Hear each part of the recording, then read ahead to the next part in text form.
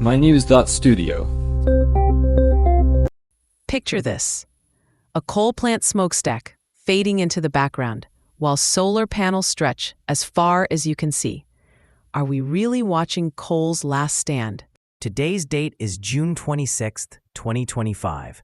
For the first time in over 100 years, renewables are set to become the world's largest source of electricity, surpassing coal. That's more than a symbolic milestone, right? What's really fueling this surge? The International Energy Agency has confirmed it's not just a one-off event. We're seeing a mix of rapid technology advances, falling costs, and active government policies. Solar and wind have really taken off. Just last year, those two made up 17% of U.S. electricity. That's actually more than coal for the first time ever. That's a big shift. But what changed so quickly? Why did renewables take off just in the last 5 years? The main driver has been steep cost reductions. Solar panels and wind turbines are now cheaper and more efficient than ever before. Battery storage is playing a big role too. It's become more affordable, so the grid can rely on renewables even when the sun isn't shining or the wind is calm. And with better grid management tools and smart inverters, operators can fit more renewables onto the existing system. Which countries are in the lead here? Is this mostly the US and China, or is the trend more global? China is leading by sheer scale. In 2023 alone, they added almost 350 gigawatts of renewables.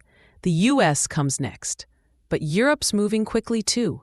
And actually, you've got countries like Albania, Bhutan, Ethiopia, Iceland, Nepal, Paraguay, and the Democratic Republic of Congo. These places already get over 99.7% of their electricity from renewables. That's impressive. But how do those countries handle reliability? Solar and wind can be unpredictable. So how do they keep everything running smoothly? Most of those countries rely mainly on hydropower, which works both as a generator and a storage system.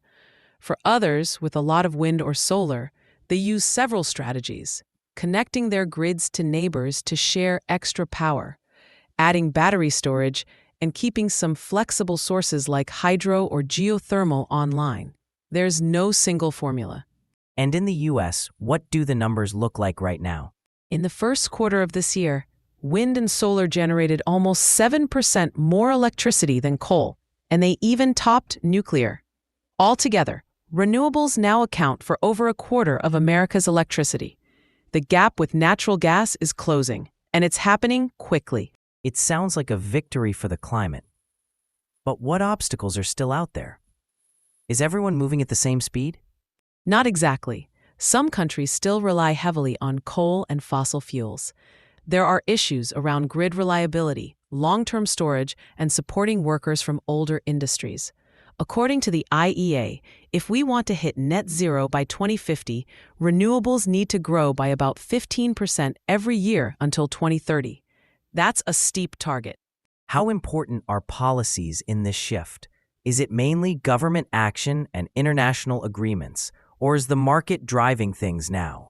It's both, but policy makes a big difference. China's 5-year plan, the EU's Green Deal, US tax credits, they all set goals and provide incentives.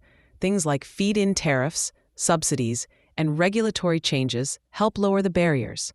And international agreements keep the pressure on to phase out coal.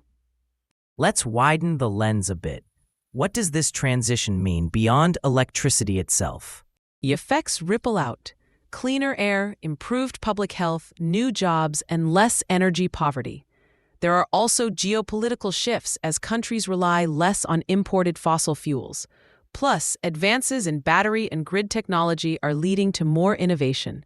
Fatih Birol from the IEA put it this way: renewables and nuclear are now meeting almost all new demand.